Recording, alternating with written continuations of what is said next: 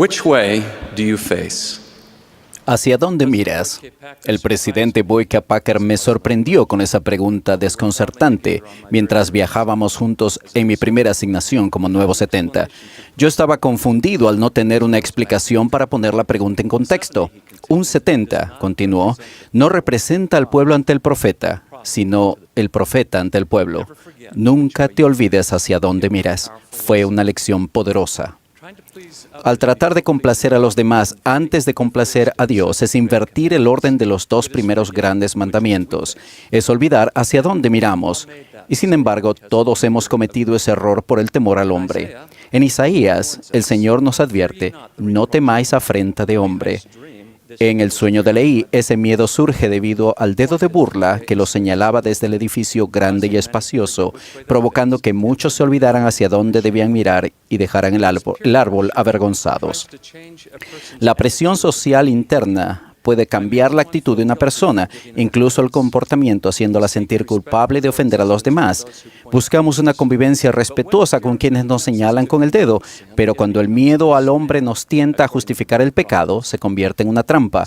Según indica el libro de Proverbios, la trampa puede estar astutamente disfrazada para apelar a nuestro lado compasivo a fin de que lo toleremos o incluso aprobemos algo que ha sido condenado por Dios. Para los de fe débil, esto puede ser una piedra de tropiezo. Por ejemplo, algunos misioneros jóvenes llevan ese miedo al hombre al campo misional y no informan a su presidente de misión la desobediencia de un compañero debido a que no quieren ofenderlo. Las decisiones que definen el carácter que hacen al recordar el orden correcto de los primeros dos grandes mandamientos, cuando estos misioneros confundidos se dan cuenta de que son responsables ante Dios y no ante sus compañeros, debería darles el valor para mirar hacia el lado correcto. A la edad de 22 años, incluso José Smith olvidó hacia dónde miraba cuando rápidamente solicitó al Señor que permitiera a Martin Harris tomar prestadas 116 páginas del manuscrito. Quizás José quería demostrar gratitud a Martín por su apoyo.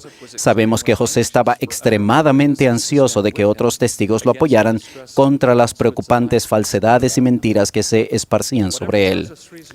Cualquiera hayan sido las razones de José o cuán aceptables parezcan, el Señor no las justificó y lo sorprendió severamente.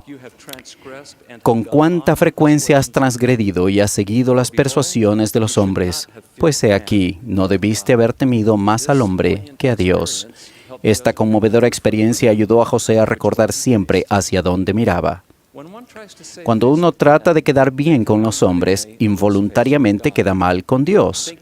Al pensar que se puede complacer a Dios y al mismo tiempo justificar la desobediencia de los hombres, no es neutralidad sino duplicidad, o tener dos caras, o tratar de servir a dos señores.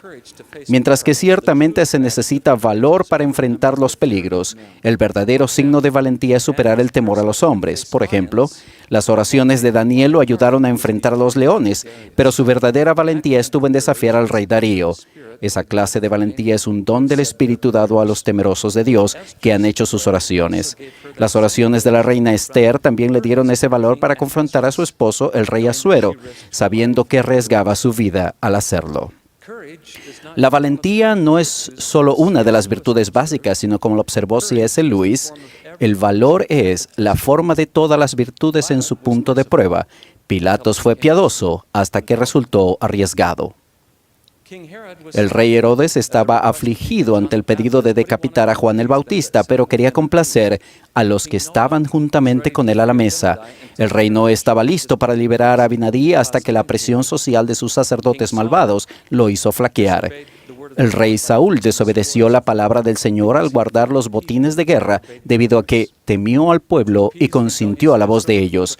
Para apaciguar al Israel rebelde a los pies del monte Sinaí, Aarón hizo un becerro de oro, olvidándose hacia dónde debía mirar. Muchos de los gobernantes del Nuevo Testamento creyeron que en el Señor, pero a causa de que los fariseos no lo confesaban, para no ser expulsados de la sinagoga, porque amaban más la gloria de los hombres que la gloria de Dios. Las Escrituras están llenas de esos ejemplos. Ahora veamos algunos buenos. Mormón, he aquí hablo con valentía porque tengo autoridad de Dios, y no temo lo que el hombre haga, porque el amor perfecto desecha todo temor. Nefi, de modo que no escribo las cosas que agradan al mundo, sino las que agradan a Dios y a los que no son del mundo. Capitán Moroni, he aquí, soy Moroni, vuestro capitán en jefe. No busco poder, sino que trato de abatirlo. No busco los honores del mundo, sino la gloria de mi Dios y la libertad y el bienestar de mi país. Moroni tuvo tal valor al recordar hacia dónde miraba que de él se dijo, si todos los hombres hubieran sido y fueran y pudieran siempre ser como Moroni, he aquí los poderes mismos del infierno se habrían sacudido para siempre. Sí, el diablo jamás tendría poder sobre el corazón de los hijos de los hombres. Los profetas de todas las épocas han estado bajo el ataque del dedo de escarnio. ¿Por qué? Según las Escrituras es porque los culpables hallan la verdad dura, porque los hiere hasta el centro. O, como lo dijo el presidente Harold Belli, pájaro herido revolotea. Su desdeñosa reacción es, en realidad, la culpa tratando de mitigarse, como con Corior, quien al final admitió, yo siempre he sabido que había un Dios. Corior era tan convincente en su engaño que llegó a creer en su propia mentira. Los despectivos siempre acusan a los profetas de no vivir en el siglo XXI o de ser intolerantes. Intentan persuadir e incluso presionar a la Iglesia para que rebaje las normas de Dios al nivel de su propio comportamiento inapropiado, el cual, en las palabras del elder Neal Maxwell, lleva a la autosatisfacción, pero no al mejoramiento ni al arrepentimiento. El rebajar las normas del Señor al nivel de comportamiento social inapropiado es apostasía. Muchas de las iglesias entre los nefitas, 2 siglos después de que el Salvador los visitara, comenzaron a bajar el nivel de la doctrina, como lo dijo el elder Holland. Mientras escuchan este pasaje de Cuarto Nefi, busquen las similitudes con nuestros días. Y sucedió que cuando hubieron transcurrido 210 años, ya había en la tierra un gran número de iglesias. Sí, había muchas iglesias que profesaban conocer al Cristo y, sin embargo, negaban la mayor parte de su evangelio de tal modo que toleraban toda clase de iniquidades y administraban lo que era sagrado a quienes les estaba prohibido por motivo de no ser dignos. Es muy conocido en estos días. Lo mismo ocurre en los últimos días. Algunos miembros no se dan cuenta de que están cayendo en la misma trampa cuando abogan para que se acepten las tradiciones de sus padres, locales o étnicas, que no están en armonía con la cultura del Evangelio. Incluso otros, engañándose a sí mismos y con abnegación, ruegan o exigen que los obispos bajen las normas exigidas para las recomendaciones del templo, las recomendaciones para una institución académica o para los misioneros. No es fácil ser obispo bajo esa presión. Sin embargo, como el Salvador, quien limpió el templo para defender la santidad del mismo, los obispos hoy en día son llamados a defender con valentía las normas del templo. Fue el Salvador quien dijo, me manifestaré a mi pueblo en misericordia, si mi pueblo guarda mis mandamientos y no profana esta santa casa. El Salvador, nuestro gran ejemplo, siempre miraba a su Padre. Él amó y sirvió a su prójimo, pero dijo, no recibo gloria de los hombres. El que quería que aquellos a quienes enseñaba lo siguieran, pero no buscó favorecerlos. Cuando efectuó un acto de caridad como curar a los enfermos, esa dádiva a menudo venía con el pedido de no lo digas a nadie. En parte, eso era para evitar que la fama no lo siguiera. A pesar de sus esfuerzos por evitarlo, él condenó a los fariseos por hacer buenas obras solo para que los vean los hombres. El Salvador, el único ser perfecto que haya existido, fue el más valiente. En su vida se enfrentó a muchos que lo acusaban, pero nunca cedió ante el dedo de escarnio. Él es la única persona que nunca olvidó hacia dónde miraba.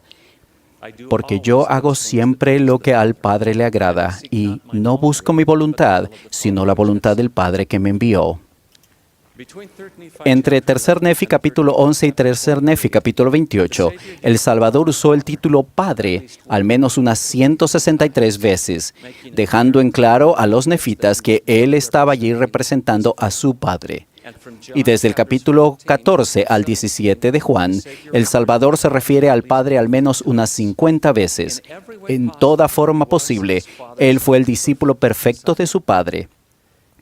Representaba a su Padre de manera tan perfecta que conocer al Salvador era también conocer al Padre. El ver al Hijo era como ver al Padre y escuchar al Hijo como escuchar al Padre. En esencia, no se los podía distinguir a Él de su Padre. Su Padre y Él eran uno. Él sabía perfectamente hacia dónde miraba.